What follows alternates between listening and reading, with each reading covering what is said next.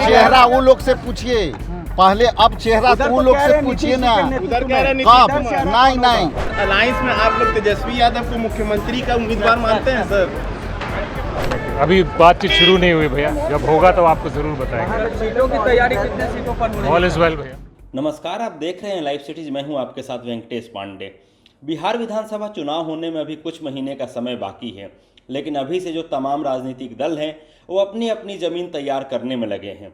इसी क्रम में कांग्रेस ने अपने 40 जिला अध्यक्षों को दिल्ली बुलाया है, जहां 4 अप्रैल को वो राहुल गांधी के साथ मुलाकात करेंगे और बैठक करेंगे। ये कहा जा रहा है कि जो संगठन का विस्तार है, जो कांग्रेस का विस्तार है, उसको आगे बढ़ाने के लिए ये बैठक बुलाई गई है, जिससे कांग्रेस की ज़मीन को और आगे तैयार किया जा सके और चुनाव में कांग्रेस पूरी मजबूती के साथ मैदान में उतरे। लेकिन इसी बीच जो कांग्रेस के नेता हैं और जो प्रदेश के अध्यक्ष हैं राजेश राम, उनका एक बयान सामने आया है। उन्होंने कहा है कि जो कांग्रेस है वो अपनी ज़मीन को तैयार और अपने संगठन को तैयार करने के लिए तमाम तरह की कोशिशें कर रही है। लेकिन जब उनसे पत्रकारों ने पूछा कि सीएम कौन होगा, तो इस पे उन्होंने खामोशी बरत ली या फिर इधर उधर का जवाब देने लगे। उन्होंने साफ तौर पर ये नहीं कहा कि अगर इंडिया की सरकार बनती है, अगर इंडिया गठबंधन की सरकार बिहार में बनती है, तो मुख्यमंत्री का चेहरा कौन होगा। वो हमेशा टालते रहे और हर बात पर वो किनारा करते रहे। क्या कहा कांग्रेस प्रदेश अध्यक्ष ने, आइए आपको सुनवाते हैं। देखिए, हम लोग अपना संगठन का बहुत तेज़ी से विस्तार कर रहे हैं, संगठन को सशक्त कर रहे हैं और हम लोग इंडिया गठबंधन के मजबूती के तरफ हम लोग बढ़ रहे हैं। और आने वाला समय में आप देखिएगा कि इंडिया गठबंधन बड़े ताकत के रूप में के द्वारा तेजस्वी रहेंगे मुख्यमंत्री का चेहरा क्या? ये इस तरह का जो प्रवृत्ति है आने वाला में देखिएगा कि हम लोग जो है पूरे इंडिया गठबंधन इंटैक्ट होकर के सीट की संख्या बढ़ाते हुए सरकार चेहरा वो लोग से पूछिए पहले, अब चेहरा तो वो लोग से पूछिए ना। उधर कह रहे कब? नहीं कब ना, जाके देखिए ना क्या बोल रहे हैं। लेकिन ये मसला केवल कांग्रेस प्रदेश अध्यक्ष भर का नहीं है। कृष्णा अल्लावरू से भी जब एयरपोर्ट पर पत्रकारों ने पूछा कि इंडिया ब्लॉक की सरकार बनेगी, तो उन्होंने कहा कांग्रेस के संगठन को हम मजबूत कर रहे हैं और विधानसभा के लिए खुद को तैयार कर रहे हैं कि विधानसभा चुनाव को हम मजबूती के साथ लड़ें। लेकिन जब तेजस्वी के नाम की चर्चा हुई तो भी लगभग खामोशी बरतते हुए नजर आए। उन्होंने साफ तौर पर कुछ नहीं कहा। तो ये बार बार इसके बाद ये सवाल उठ रहा है कि आखिर तेजस्वी के नाम पर या सीएम के चेहरे पर खामोशी क्यों है। कृष्णा अल्लावरू ने क्या कहा, ये भी आप पहले सुन लीजिए। वक्त पे कांग्रेस पार्टी का स्टैंड बहुत क्लियर है। बिहार में कोई अलग स्टैंड नहीं है। बिहार में हम अभी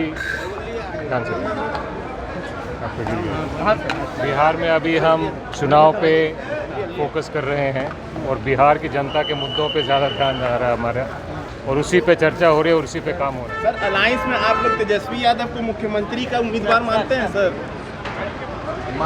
कितने सीटों का है सर तैयारी चल रहा है? सवाल कई तरीके के हो रहे हैं।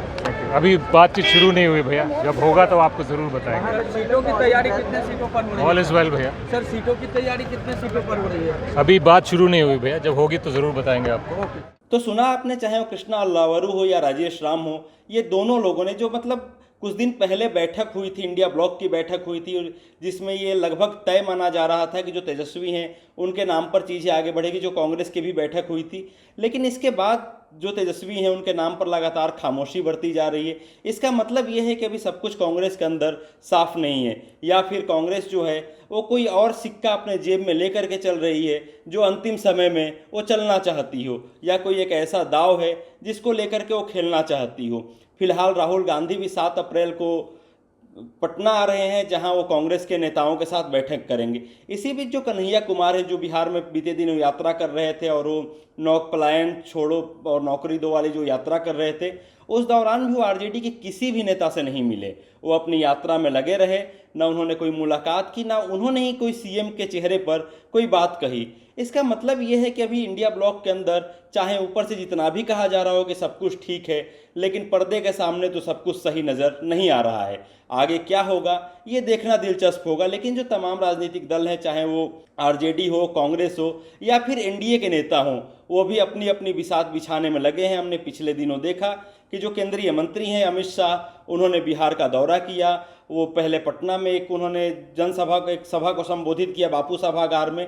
उसके बाद उन्होंने गोपालगंज को चुना। गोपालगंज वही जगह है जहां लालू यादव का जन्म हुआ था, जो बिहार के पूर्व मुख्यमंत्री थे।